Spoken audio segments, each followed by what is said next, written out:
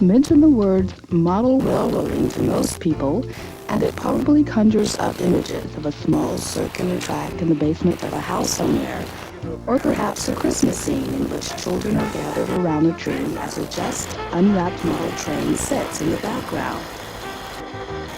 However, mention the words garden railroading and you would more than likely get a perplexed look. Yet this aspect of the model railroading hobby is one of the fastest growing and most visually exciting forms there is.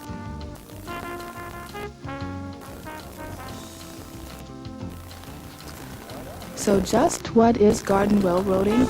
Well, in its most basic form, garden or outdoor railroading is simply taking a model train and running it outside.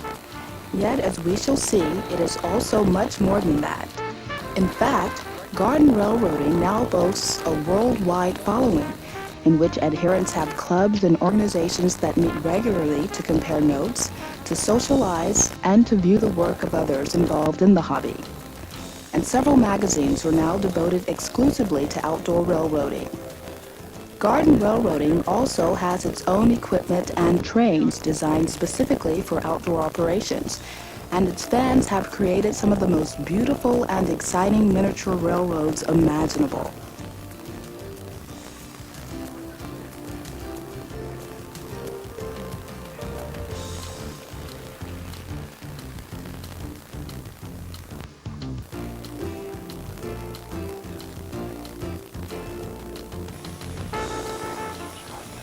While in indoor modeling, the environment is largely controlled by the individual. In the great outdoors, the challenges are much larger because of the obvious forces of nature. The outdoor railroader must be ready to deal with the same adverse conditions that affect real working trains, albeit on a much smaller scale. Certainly, mudslides, washouts, and windfalls are all a concern, but it is precisely those challenges that add the extra element of realism and excitement to the outdoor layouts.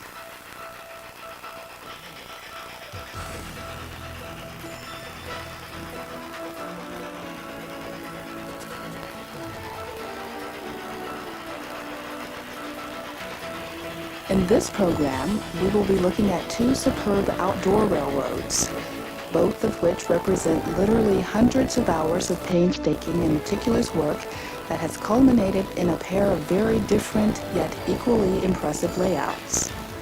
Both are examples of what can be achieved when imagination, planning, attention to detail, and hard work are blended equally and executed perfectly.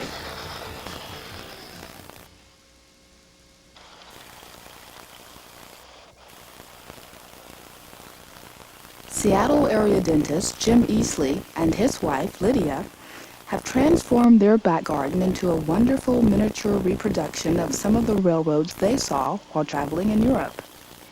Dubbed the Bayerische Alpenbahnen, or Bavarian Alpine Railway, Jim's expansive layout has over 250 feet of track and features Swiss and Austrian-style villages. It is a testament to how a well-laid-out railroad can complement a backyard and blend in with the landscaping to create a scene that is both technically impressive and visually exciting.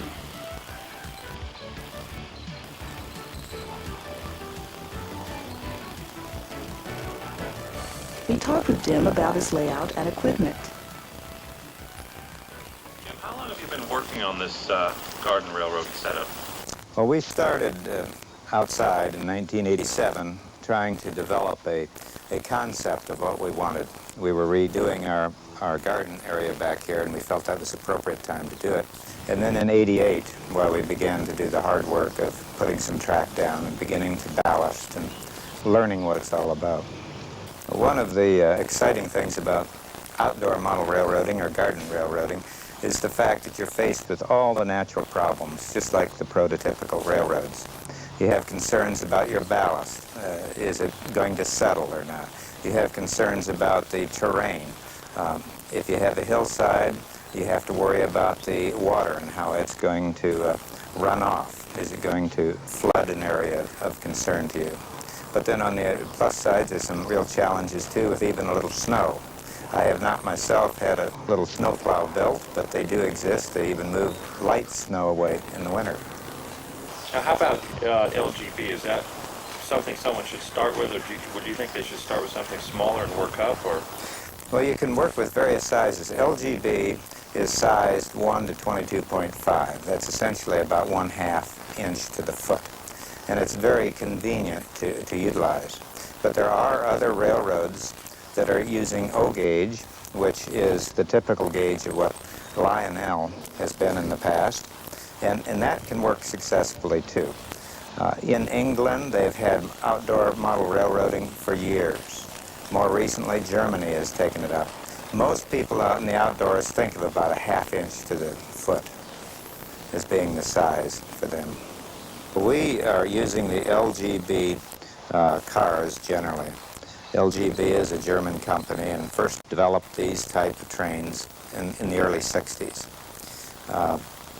At this present time, there are many new companies that are producing a lot more variety in trains. We happen to have established our theme to be the European theme, and LGB does produce European as well as American prototypical engines and cars. Presently, though, there are many other manufacturers that are producing a lot of the narrow gauge railway cars of the U.S., and that has grown a lot in popularity.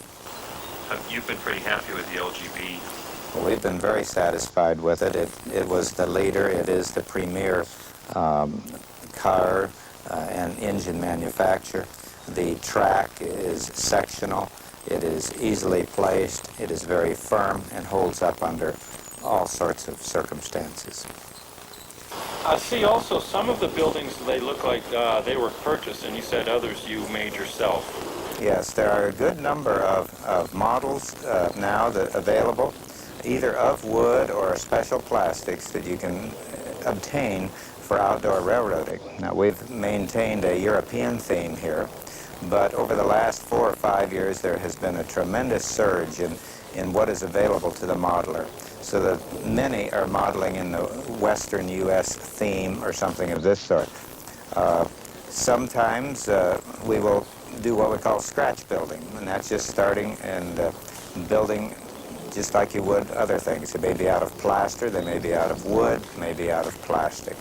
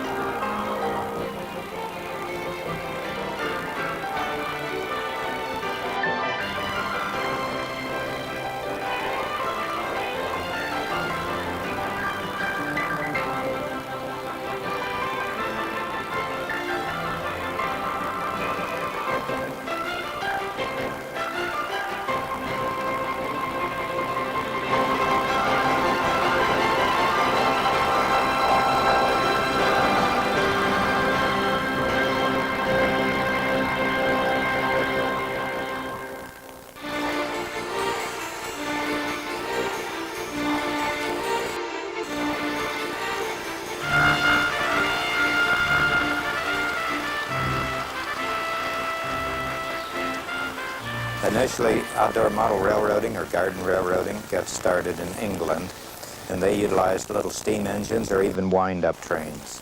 Later in the 60s, when LGB presented the potentials of getting outdoors with these type of electrical type of railroads, they began to develop the hobby. Since that time, and more recently, with a greater emphasis, the United States has entered this arena. We now have, for instance, over 50 outdoor model railroad societies in the United States, which are developed of groups of individuals coming together to share the fun of outdoor railroading. So we've grown immensely. Can you think of any tips for someone thinking about getting into garden railroading, and would you recommend it to them? I would certainly recommend it to them. In fact, I would urge that one, if you have any interest in railroading at all, you give it a consideration. One of the neat things we've found is it becomes a family activity. Many times in model railroading, it's thought of an individual having a small track, maybe in the basement or on some platform. But out in the yard, it takes on a whole new dimension. Not only is it a dimension for the whole family, but many of the neighbors, your friends, can readily enjoy it and tend to come over and want to see what's being done and what you're doing. So it's a real easy thing to share. Do you have any plans on expanding out further into your yard back there? Well, I don't know how far I'll expand. It sort of depends on acquiring property. The wife tends to control my property. But we do have individual areas. We have a mountain scene we want to make across from the river. I want to have some tunnels through there and some of the typical architecture of the Swiss mountains. I have a farming area I would like to develop. I have some wood products. Being from the Northwest, we have to think of wood, so I'd like to build a lumber mill and add some character to some of the reason for the railroad to be. It's nice to have it go around from station to station, but there are other reasons. Might even have a brewery built someday. I always have plans to expand it, but I have to purchase those rights from my wife. And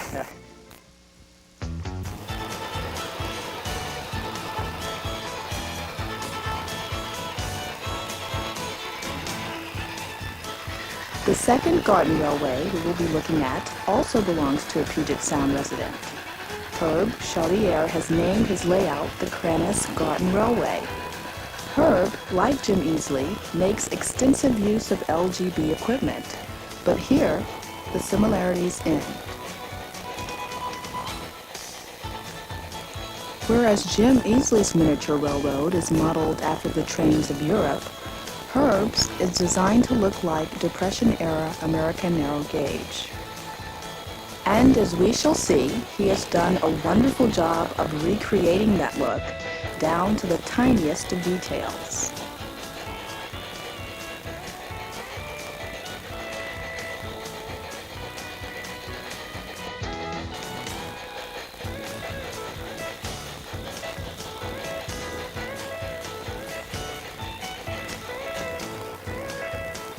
After careful planning and extensive research, Herb started building his layout in 1985.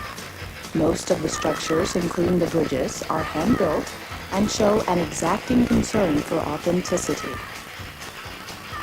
The trestles were built by Ben Johnson, who used quarter-inch thick lattice stock cut to 3/8 inch wide by 3.5 inch long sections. Currently, Herb's Railroad has approximately 900 feet of track, 600 of that being main line, and 300 feet being sidings.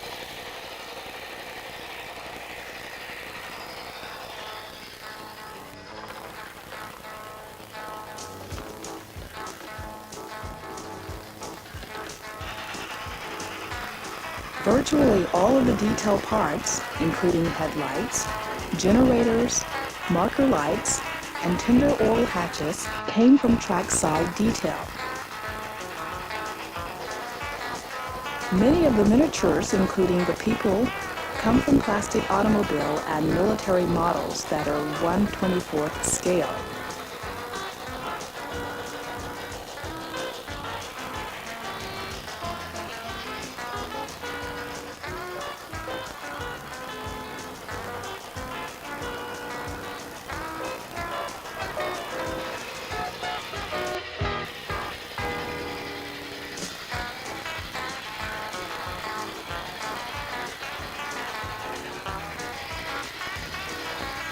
Rather than using artificial weathering techniques, Herb instead allows his trains to naturally weather. It is a slow process, but the results speak for themselves. Couplers are USA train knuckle couplers, and the coupling is done with prototypical uncoupling levers.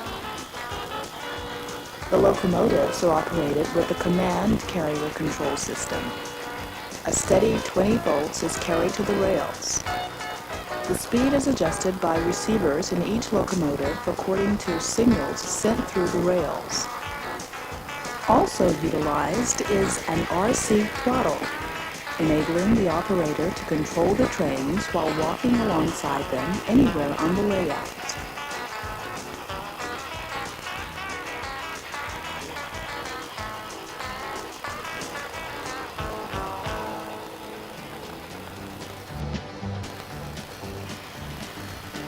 Herb has his main terminal located in the garage, as well as the division yard, which he calls West Overshoe.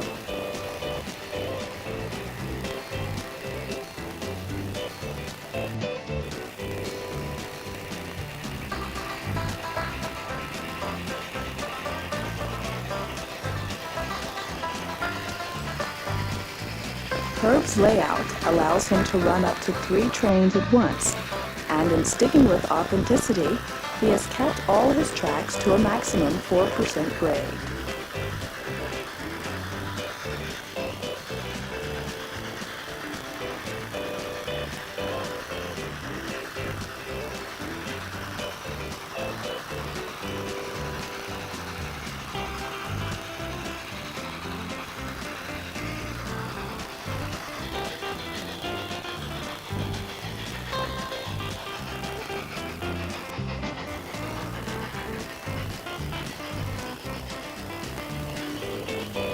As the trains make their way around the track, the viewer can't help but feel like he has been brought back in time to an era of railroading that is now mostly contained in history books.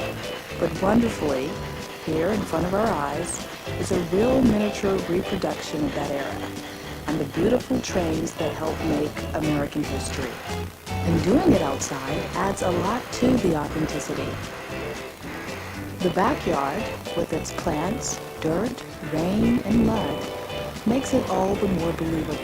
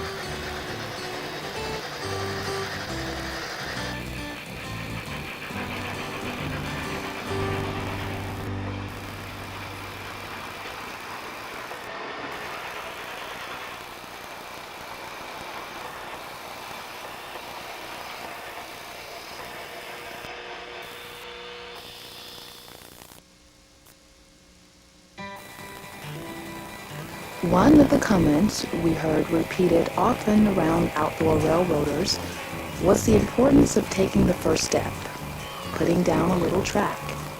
It should be emphasized that to enjoy outdoor or garden railroading, one does not need to build a huge layout nor spend large sums of money. Simply starting with a very basic circular track will yield hours of enjoyment and could perhaps plant the seed that leads to a much larger layout.